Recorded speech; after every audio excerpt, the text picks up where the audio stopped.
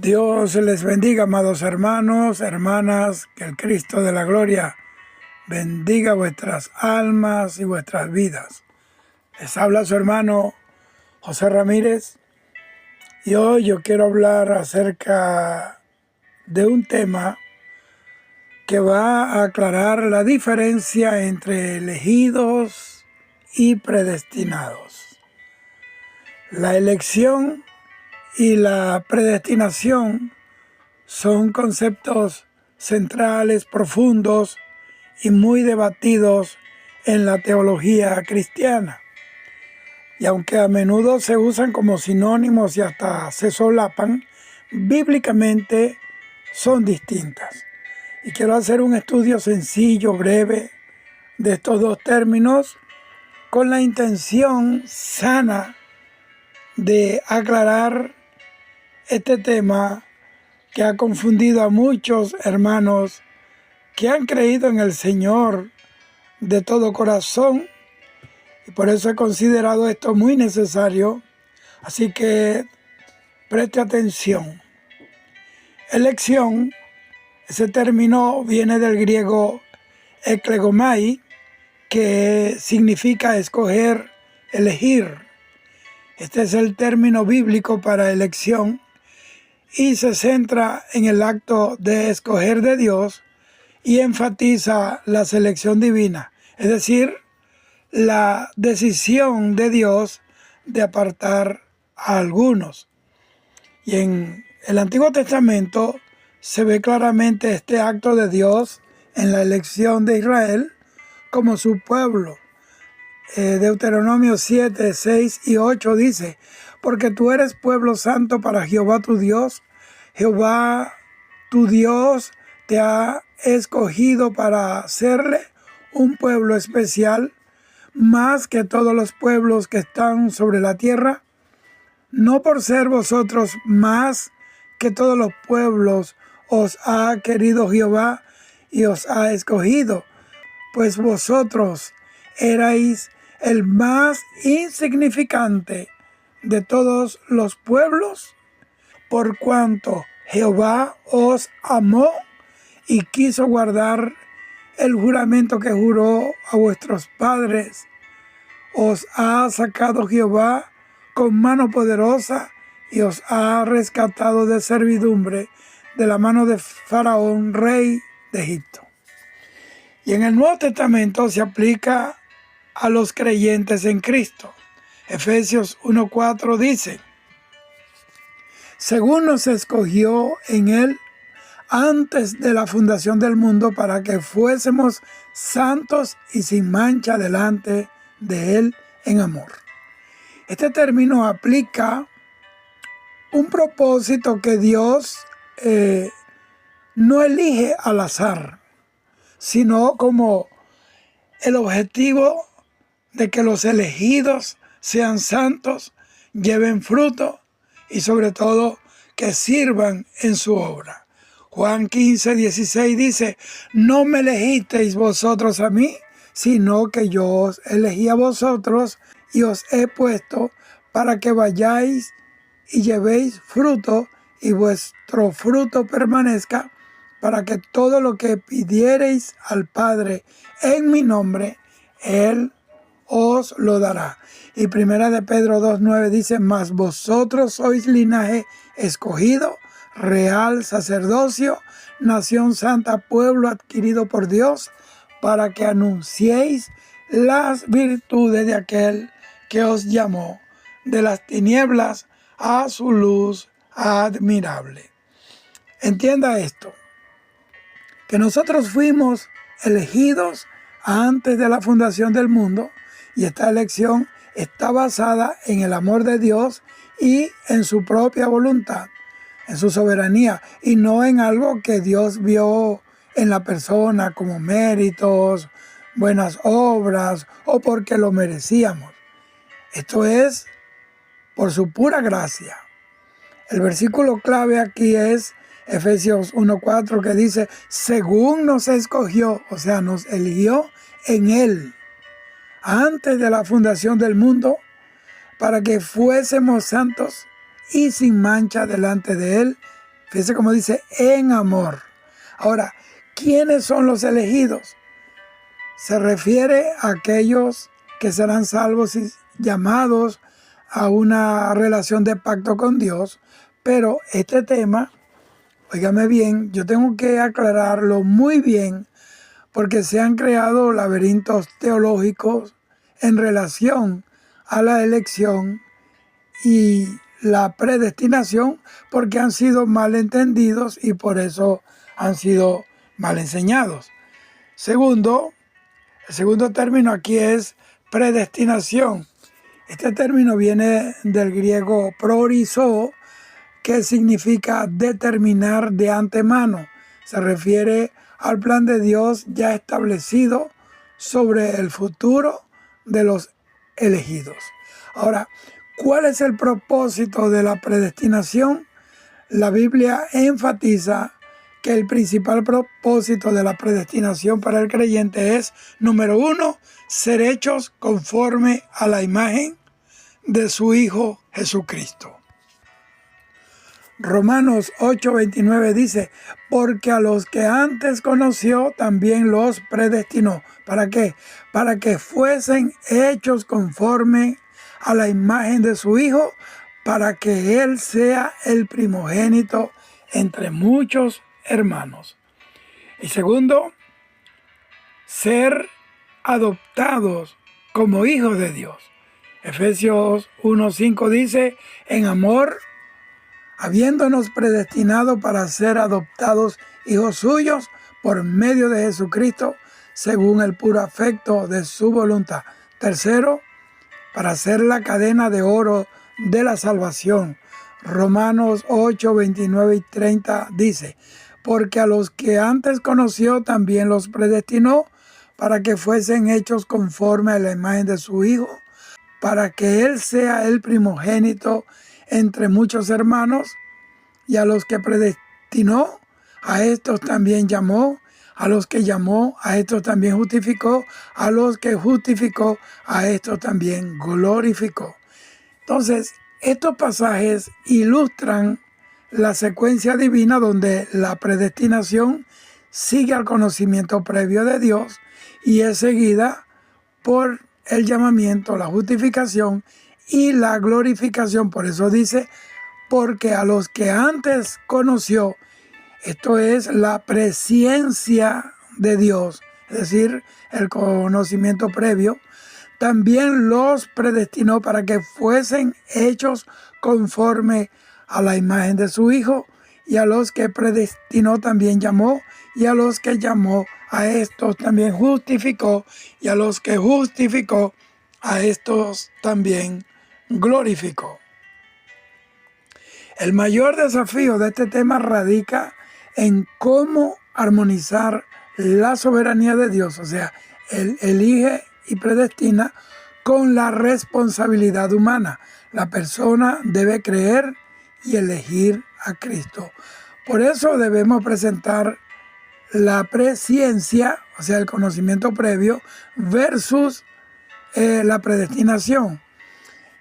Algunas interpretaciones sostienen que Dios elige basándose en su presciencia de quien escogería creer en Él.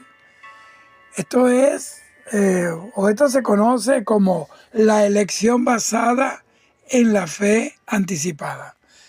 Otras interpretaciones sostienen que la presciencia de Dios es un conocimiento íntimo y soberano que involucra su determinación.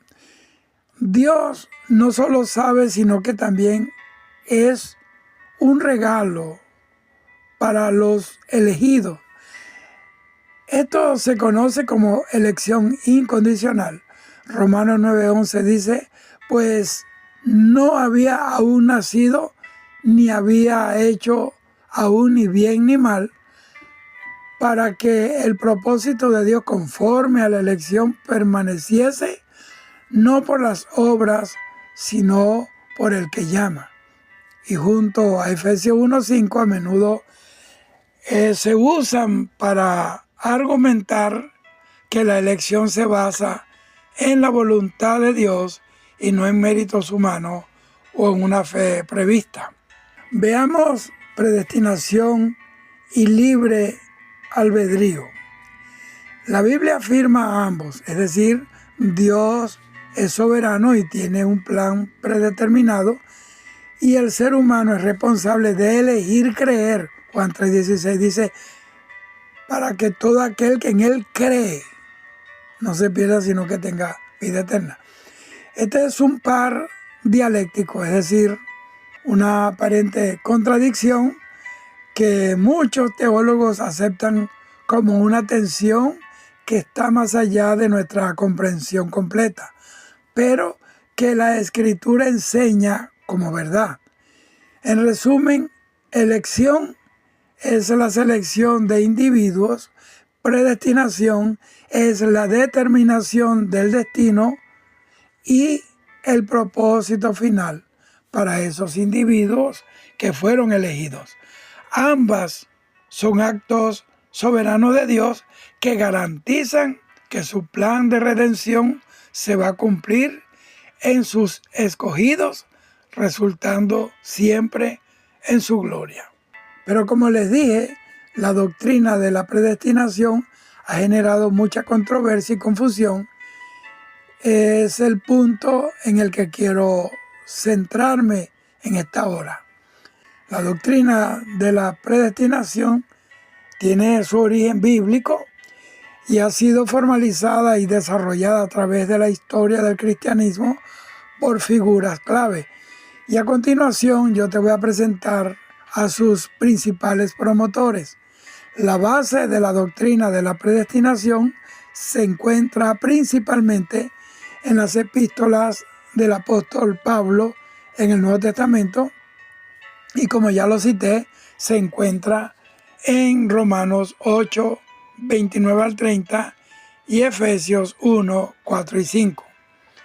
El primer gran promotor fue Agustín de Hipona en el siglo V después de Cristo.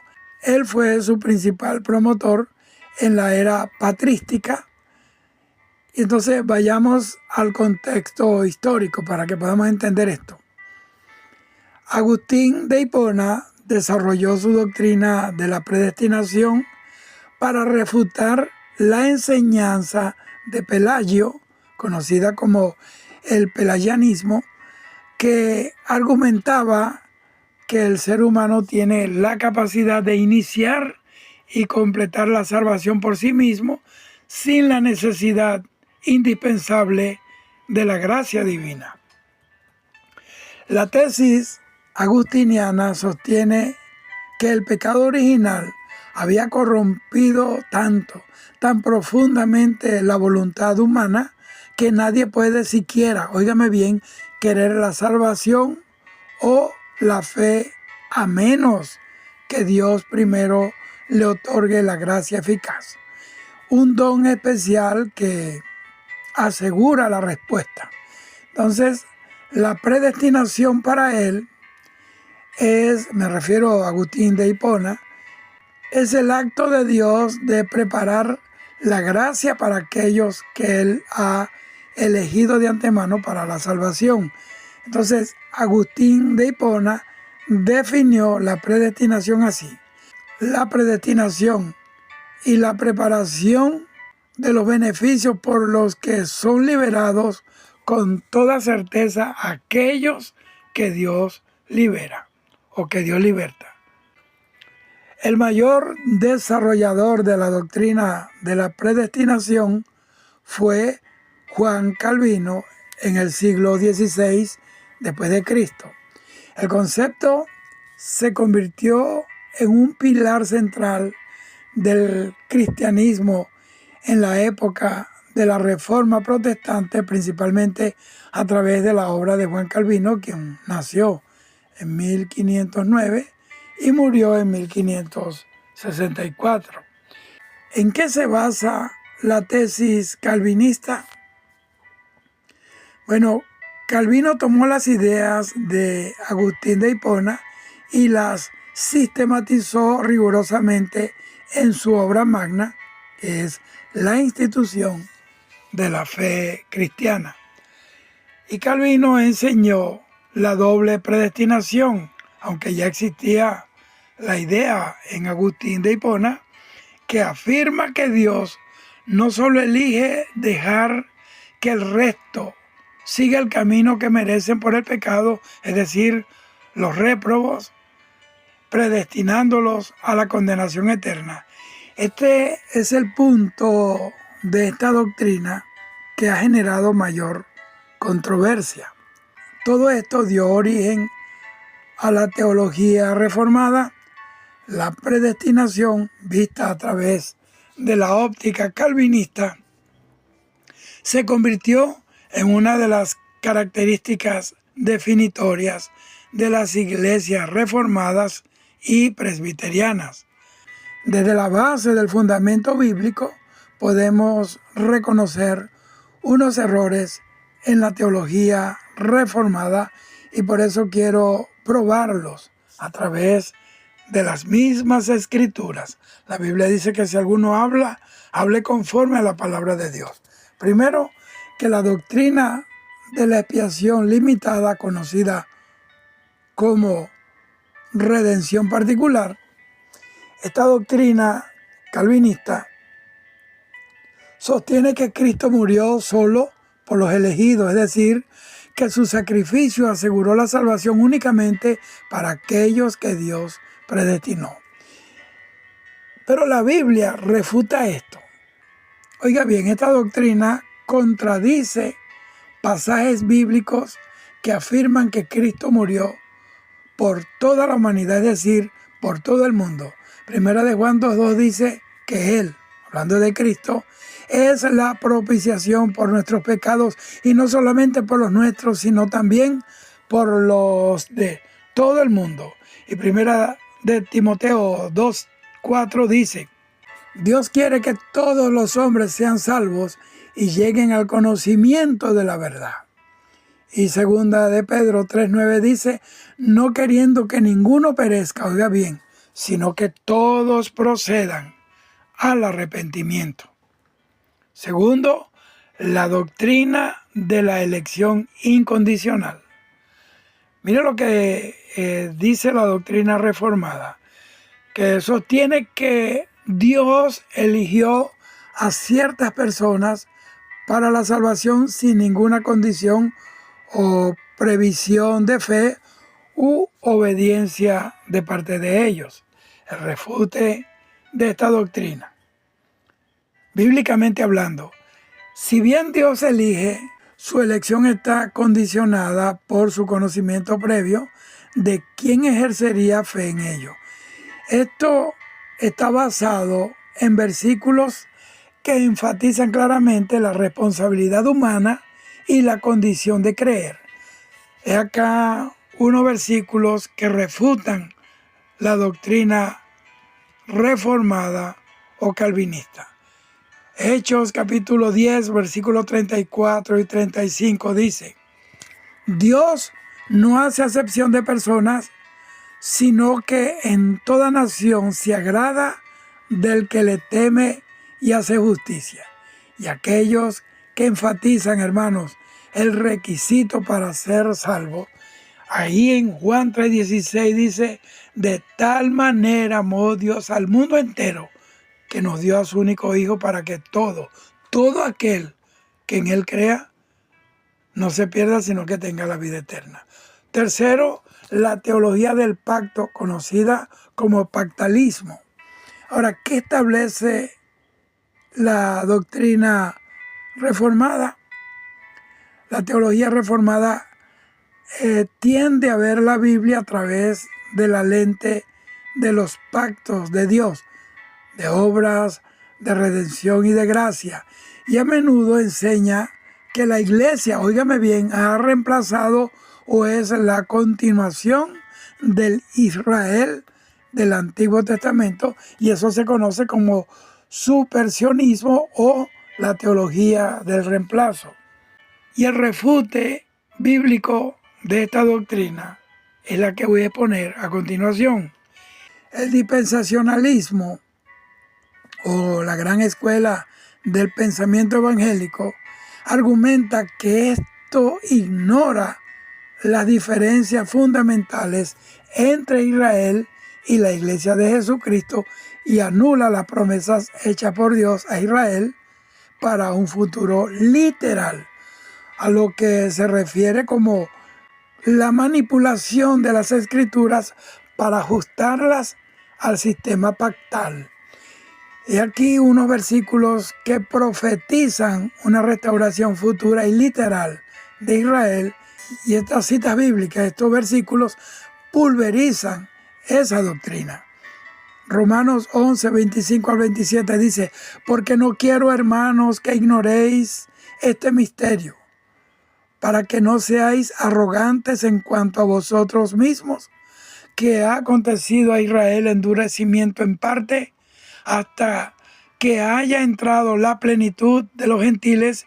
Y luego, mire cómo dice: todo Israel será salvo, como está escrito. Vendrá de Sión el libertador, que apartará de Jacob la impiedad, y este será mi pacto con ellos cuando yo quite sus pecados. Cuarto, bautismo de infantes, conocido teológicamente como pedobautismo. La Iglesia Reformada, ellos bautizan a los hijos de los creyentes basándose en la teología del pacto, o sea, la circuncisión del antiguo pacto, y es una señal del pacto de gracia. Pues las mismas Escrituras refutan esta doctrina. ¿Por qué? Porque la Biblia solo muestra el bautizo o el bautismo de creyentes, y esto se conoce como credo bautismo, teológicamente, donde el individuo es bautizado después de un arrepentimiento y una profesión de fe consciente. Y aquí unos versículos que vinculan el bautismo con el arrepentimiento y con la fe. Marcos 16, 16 dice: así, el que creyere y fuere bautizado será salvo, mas el que no creyere será condenado. Hechos 2:38 dice: Pedro le dijo: arrepentíos y bautícese cada uno de vosotros en el nombre de Jesucristo para perdón de pecado, y recibiréis el don del Espíritu Santo. Y presta atención en esto. Hechos capítulo 8, versículo 12 dice así: pero cuando creyeron a Felipe, que anunciaba el evangelio del reino de Dios y el nombre de Jesucristo, mire cómo dice, se bautizaban hombres y mujeres. No dice que se bautizaban niños. Entonces, estos versículos explícitamente aclaran que no hay un mandato de Dios de bautismos a niños, es decir, a infantes, en el Nuevo Testamento. Ahora, esto no significa que las iglesias reformadas ignoren la Biblia, sino que representan áreas donde su interpretación de ciertos pasajes bíblicos difiere significativamente de otras tradiciones cristianas. Pero el punto es este: el Señor nos manda a mantenernos en la sana doctrina y a no desviarnos ni a derecha ni a izquierda. Y Dios quiere que nosotros caminemos conforme a la palabra de Dios. Porque Pablo dice: no quiero, hermano, que ignoréis. Por causa de la ignorancia es que el pueblo ha perecido. Ha habido tanto engaño por la negligencia. Primero en estudiar las Escrituras, dedicarle el tiempo serio a la palabra de Dios, a la oración y a ser enseñados por el Espíritu Santo, que es el Maestro de la iglesia, quien Jesús envió para que nos recordara todas las cosas que Él ya había anunciado. Dios te bendiga, mi querido hermano, mi querida hermana, y recuerda, Cristo viene y está a la puerta, y Él viene por una iglesia santa que se ha guardado, que se ha sostenido en la fe, que no ha claudicado, que no se ha sumergido en otras aguas que no sean las aguas del Espíritu, que está fundamentada en la roca de la palabra de Dios, como dice Apocalipsis 3:10. Por cuanto has guardado la palabra de mi paciencia, yo también te guardaré y te libraré de la hora de la prueba que ha de venir sobre el mundo entero para probar a los que moran sobre la tierra. Dios te bendiga, hoy, mañana y siempre. Shalom.